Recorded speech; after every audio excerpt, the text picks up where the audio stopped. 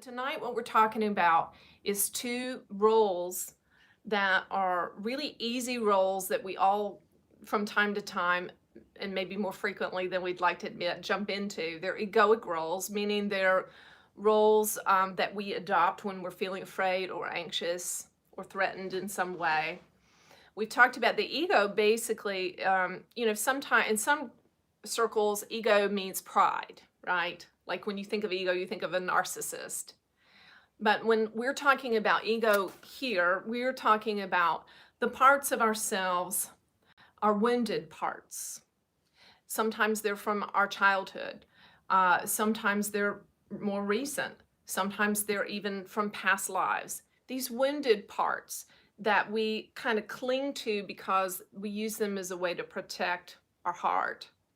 And so we all have them. So part of the work that Judah is doing is to bring awareness to these fear-driven parts that are cloaking or covering up or hindering the hugeness of our soul, our vast soul, which is perfect, which is blameless, which is always loving, always joyful, always at peace. And so here comes Judah. Let's talk about that. So here, this is the work that we are doing. We're making you aware of your fearful parts so you can settle them down like an anxious child, so you can comfort them and help them to relax and be at ease. Because you're vast and lovely, dear one. You're vast and lovely. There's no flaw in you. No one's made a mistake in you. You are as you should be. And there are parts that you play, roles and ways of thinking that you adopt to protect yourself from injury or harm. This is the role of your limbic brain. It is to cause you to be aware of potential dangers and harm and to keep you alive, that you may survive and thrive. But we want to point out that everyone here has a reasonable amount of health and peace and stability. No one here in this moment is threatened. Would you agree? Yes. Yes. Would you agree that everyone here is safe and everyone is okay? Yes. But you see, the mind will tell you stories. And because when we are young, especially when we have been harmed or hurt by the ones who were supposed to take care of us, love us, nurture us, accept us as we are, and when they fail to do that through no fault of their own, but through their own unconsciousness, then we take on roles, we adopt ways of thinking and being and doing in order to we think, keep ourselves safe. So I want to begin right here, and I want to ask you, can you allow yourself to be open to love? Can you let go of wanting and needing to protect yourself for the next few minutes? Can you let go of wanting and needing to be safe, to make sure that everything is in place all around you, that you've done the right things, said the right things, put the right things in motion in order to keep yourself safe? Can you let go of those things for a few moments while we talk? Yes. Because you are safe here and loved. So there are two roles that your ego wants you to play, your fearful parts. When we talk about these things, can you now listen and know that we are not judging you in any way? We are only pointing out some things in order that you may become aware and set yourself free, you see. Okay, so these two roles are villain and victim. Villain and victim. And these two roles are two sides of the same coin. I want you to imagine you're holding in your hand a coin, and this coin represents the ego. There are two sides. One side is villain and the other is victim. The villain is the persecutor. It is the big judge. Sometimes this villain is outside of you. Sometimes it is a person. Maybe your spouse or your partner. Maybe your mother or father. Maybe it is the President of the United States or the political system. Maybe it is a particular political party. Is everyone with me? Do you know your villain's name? Do you have that villain in your mind? You know who your villains are? And then I have news for you, my dear. Sometimes you are the villain to the other. Isn't that true? Now flip the coin over. The other side is the victim, the one who has been persecuted, the one who carries the guilt, the blame, the shame, the one who is less than, the one who is the outsider, the one who is never measuring up and feels hopeless and helpless, you see. Now, you likely will tend to gravitate to one side or the other, but we all play both roles to others. Would you agree with that? Yes. This vessel can tell you it is uncanny that there are so many people in her life that love and treasure her and receive her as a gift and a blessing. And there will be times, however, when she is speaking with one of her own children and they can only see her as the villain, as the persecutor. And they perceive that whatever she says, they perceive it that as a put down. You understand this? And so you can have perceptions of various people, persons, places, things, and ideas as persecuting you. And you can feel victimized by these people, persons, places, and things. So I have some notes here. The villains in our lives are the persecutors who intimidate us. They're the ones who have the power. Bosses can make us feel this way, isn't it true? Yes. And so when we're in that victim role, we will feel powerless. We will feel less than, one down. We can feel like the outsider or shut out. We feel like life is, or people, or systems are doing things to us. We're being done to, right? And we want to encourage you now. Some of you've already heard this message, but we will mention it again. We have said that for the next 18 months, there is going to be a great shaking in America. And you will constantly, daily, perhaps hourly, depending on your level of consumption of media and so on, be attempted or invited, we will say, to play the victim or the persecutor. And the nation will become more and more polarized, you see, in these two roles. And each party will see the other as the villain and themselves as the victim. Are you following me? And so if you want to be a free person, if you want to be the kind of person who can shake this nation, you must throw off the temptation to be aligned with either, because both sides of the coin, the left and the right, the victim, the villain, it is all ego, you see. Toss the coin in the trash and be rid of it. That is the challenge here tonight. So the villain is doing things to others, and the victim is being done to.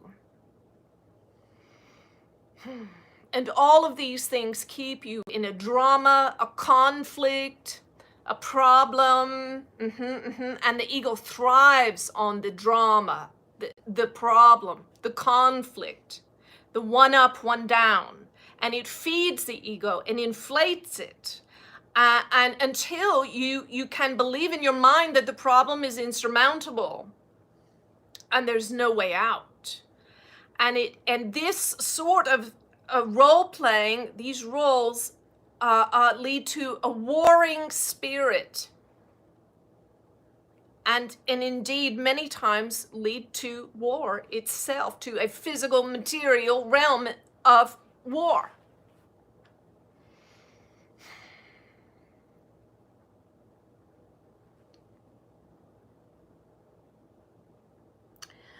Another note I wrote here is that the villain sometimes is the parent and the victim the child, that one up, one down.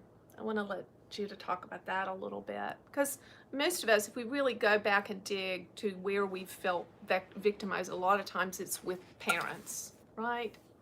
Who failed to love us, did the best that they could, but failed to love us for whatever reasons. And we want to say this to parents. Parents, you don't know everything. You might know more in some areas and then have large gaps in others.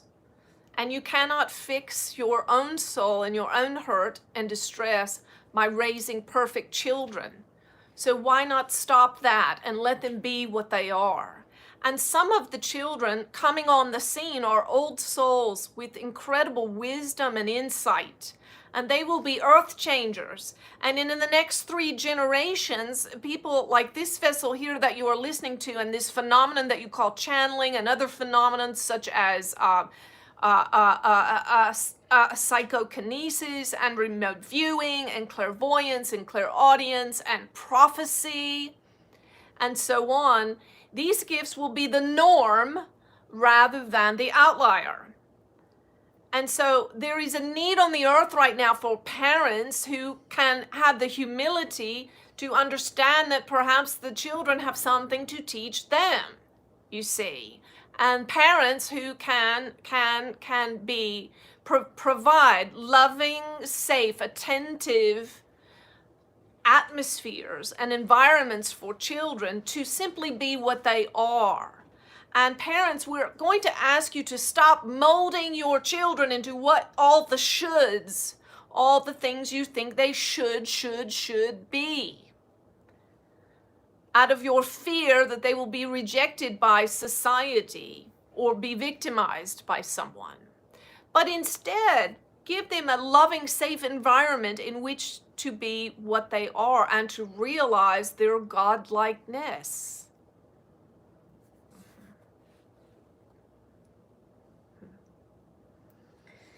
So when we take on that victim role, and I want to say that this conversation is not about true victims, because there are true victims in the world, right, who are being harmed by people, and there are people who need protection and help and rescue. What we're talking about, and all of us, the truth is all of us have been victims at different points in our life.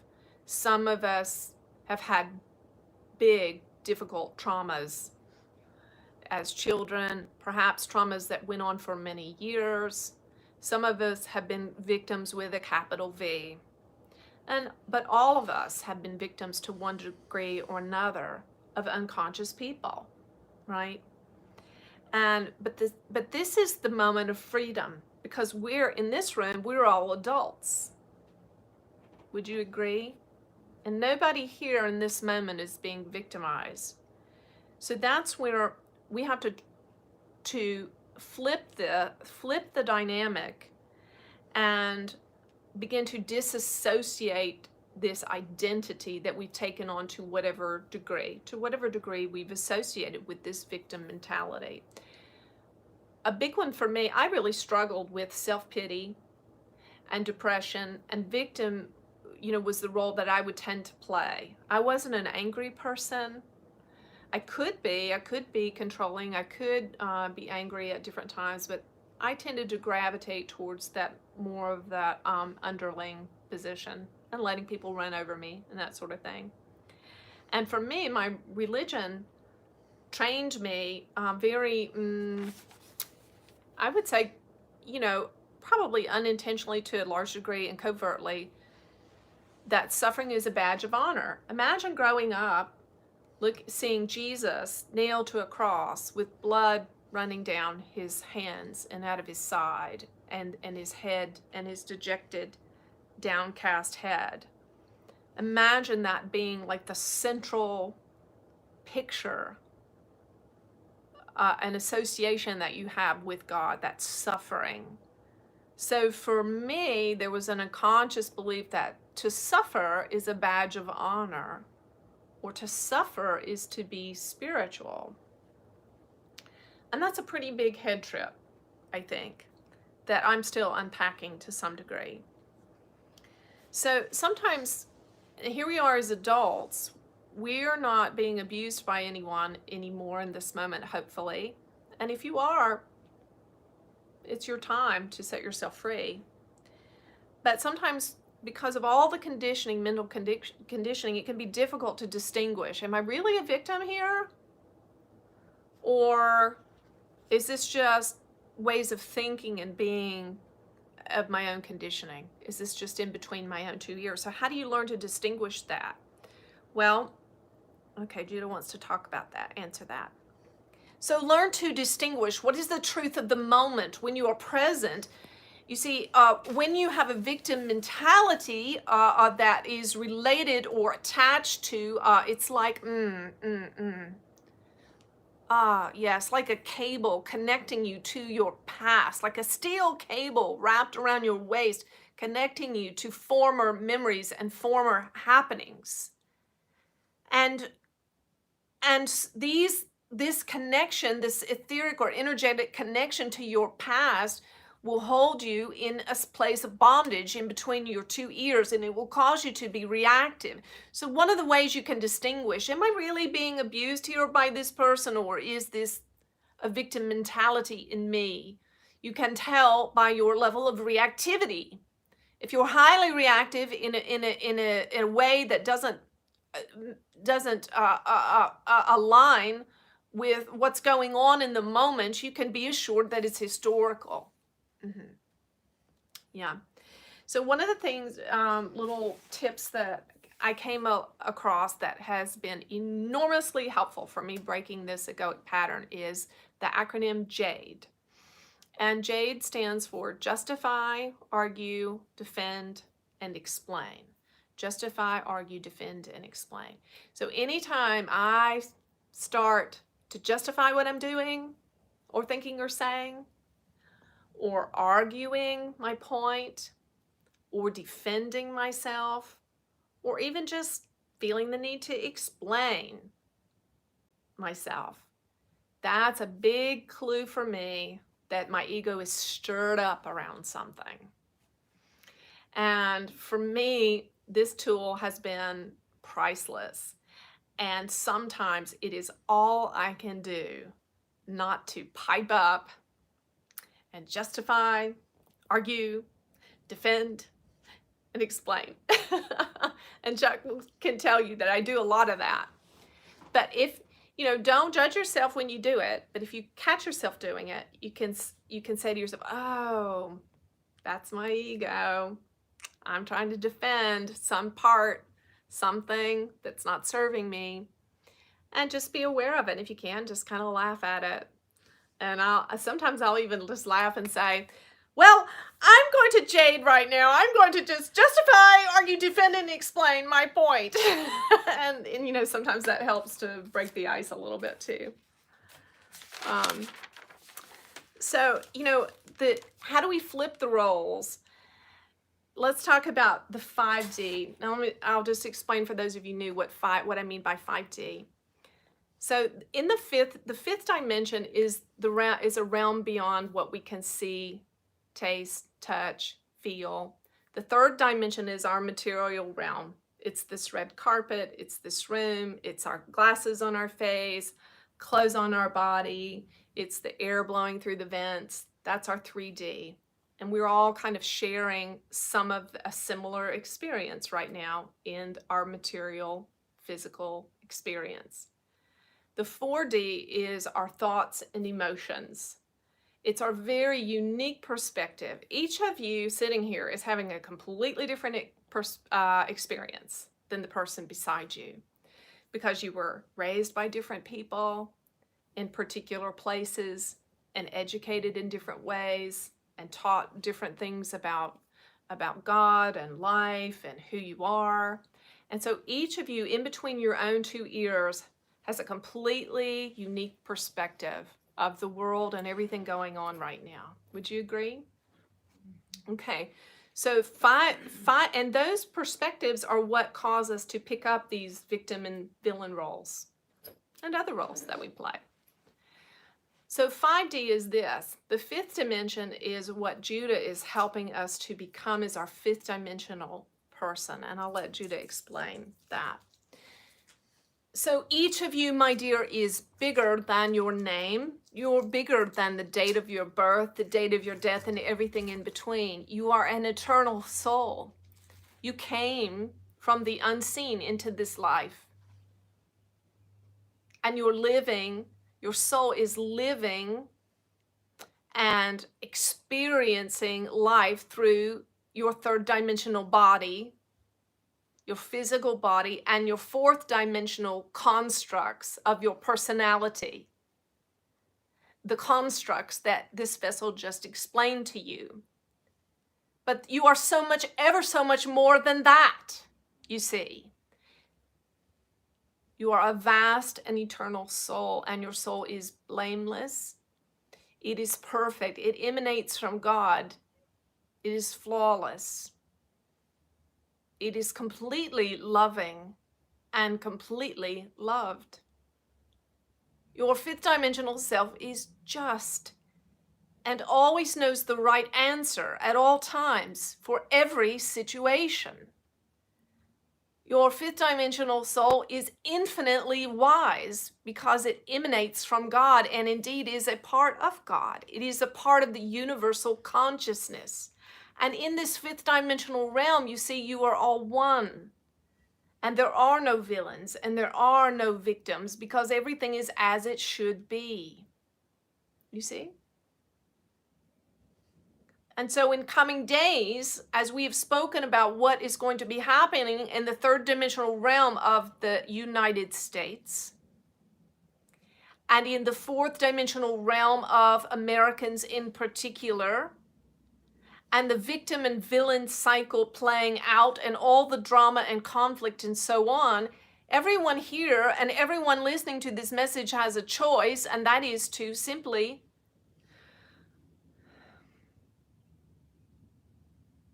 detach from all of those roles because they are not who you are.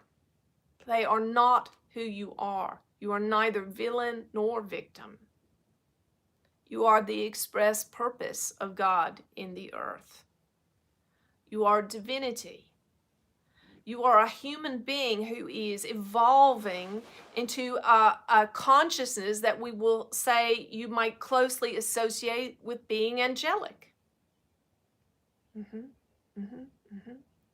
And your fifth dimensional parts judge nothing.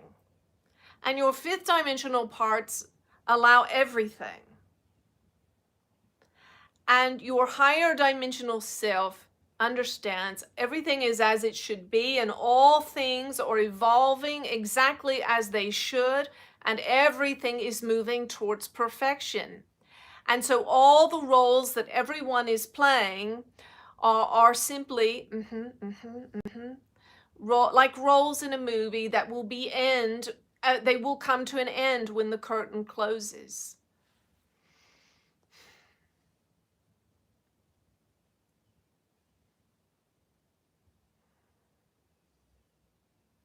And so how do you learn to be this kind of unattached observer? How do you allow all the people, places, and things around you to go on about their milieu of drama and conflict and so on, and how do you remain aloof from it? When I say aloof, I'm not speaking of being cold, indifferent, or uncaring, or dispassionate. I am saying that you can be lovingly amused. Lovingly amused, like a parent who watches a child trip and fall and perhaps cry for a moment, but the parent knows the child is fine. And so the parent can be simply lovingly amused, you see, and knowing the child is fine and all is well. How do you come into that space? How do you maintain it? How do you maintain it when everyone around you is acting out a lower vibrational energies and negativity and dis-ease and angst, anger and frustration and fear and so on, how do you hold your place? Keep loving, keep trusting, keep loving, keep trusting. When you are tempted to fear and doubt, if you get caught up in it for a bit, so it's okay. Forgive yourself and go back to loving and trusting, loving and trusting, loving and trusting. And meditate, because in meditation you find that mindless, peaceful place. And in meditation, deep meditation is where you experience yourself as the higher dimensional soul that you are. You experience yourself without the roles, without the thoughts, without the definitions, labels, and judgments. You experience yourself as expansive and peaceful and at ease. And spend enough time there that you begin to identify more with that part of yourself than you do with all the roles that you've been taught to play. The good boy, the good girl. And so on. And simply be what you are. Be what you are. So I will ask you, can you let yourself be what you are? And could you let go of attachments to correcting others or telling them how to live or what to do or how they ought to be? And can you let go of your judgments about yourself and others? And can you let go of feeling sorry for yourself and wishing things weren't as they were? And can you let go of your conditioning to be less than or under or to carry the guilt, the shame, and the blame? And can you just accept yourself? Accept yourself. Forgive yourself of everything.